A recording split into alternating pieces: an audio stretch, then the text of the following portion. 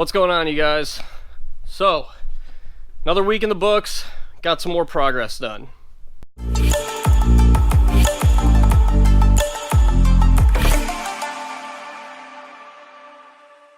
So, one issue that I'm definitely running into on this car is finding wheels to put on it so I can get it on a trailer, because this car is really wide. It has an 86-inch front width on it in between the widest spots on the tires.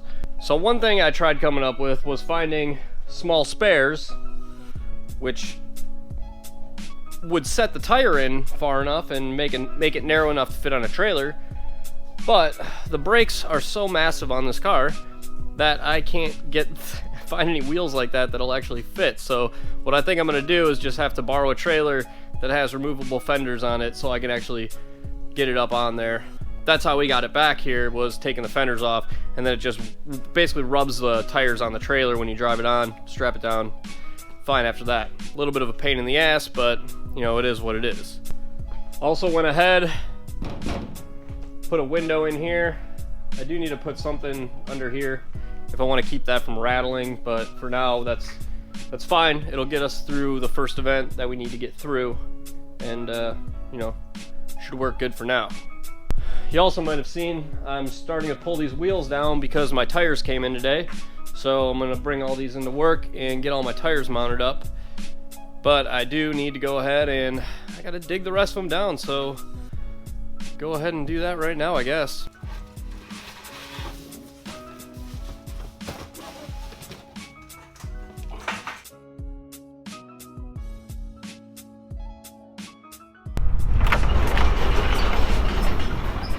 So these are not all my wheels. This is just 10 of them because that's how many tires I got for the first event. So we have these 10 wheels.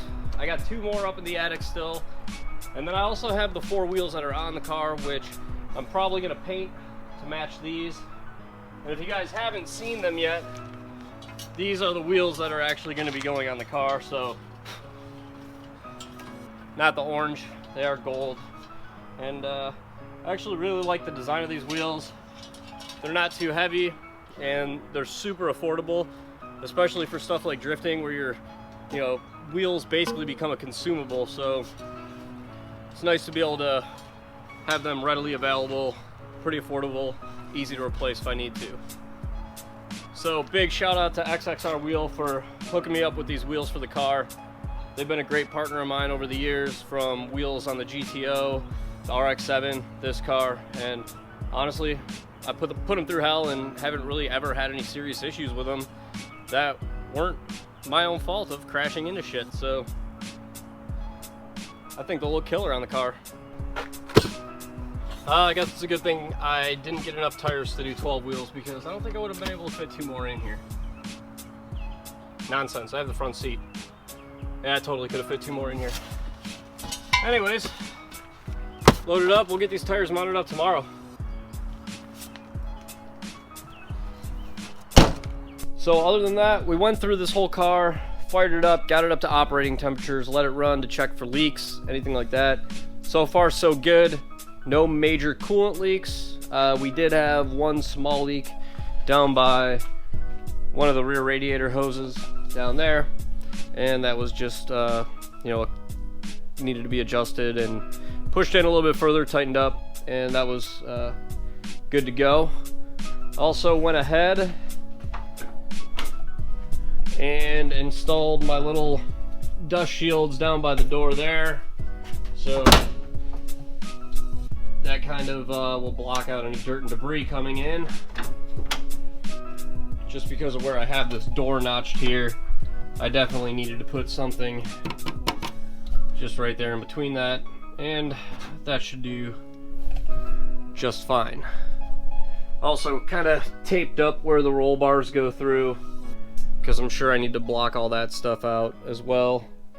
While I was at it, I also actually put some race gas in this. So right now we have half a tank of 110 octane fuel in here.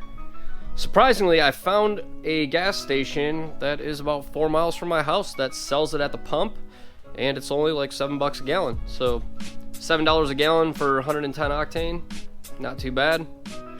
I've used the turbo blue fuel in the past and it seems to work pretty good. Smells great, but you know, all race fuel smells pretty good. So coming along, making progress, and I mean, this might be the last video you guys see before we go to the dyno. Last 2 months have been pretty crazy, but we're here. You know, this thing is all the stuff is pretty much off the checklist. I mean, I have a list on my phone of all the stuff that needs to be done here. Dust shields for the door, that's done. There we have it. Alignment and tune. You guys remember the list we started with only a couple of weeks ago? That was basically a whiteboard, side to side, top to bottom, just full of shit needing to get done. And I've just been thrashing as hard as I could on this. And you know, we're in the home stretch. Oh, I also got my harnesses in. So, Tuner Tools was able to get me a set of harnesses shipped out real quick. So they are 6-point race quip harnesses, and those will work perfect for what we need. The only other thing I didn't have on the list that is left to do, which we should be knocking out this weekend, is going to be putting all of the sponsor logos on the vehicle. So that's what all the stickers have been laid out. You know, we got Canton Racing, Tuner Tools, XXR Wheel, Diamond Pistons, Rev Shift, Turbo by Garrett, SCT, Evolution Vinyls. So many people to thank. Trem Performance. I don't even know, man. It's crazy that this thing's like finally done. And I got my wiper back installed. I haven't had time to do that. Anyways, just a little update. Hopefully the next video will be on the dyno. So that's it for this one. Like the video if you liked it. Subscribe to the channel if you're new. Follow the build along. And until the next one, I'll catch you guys later.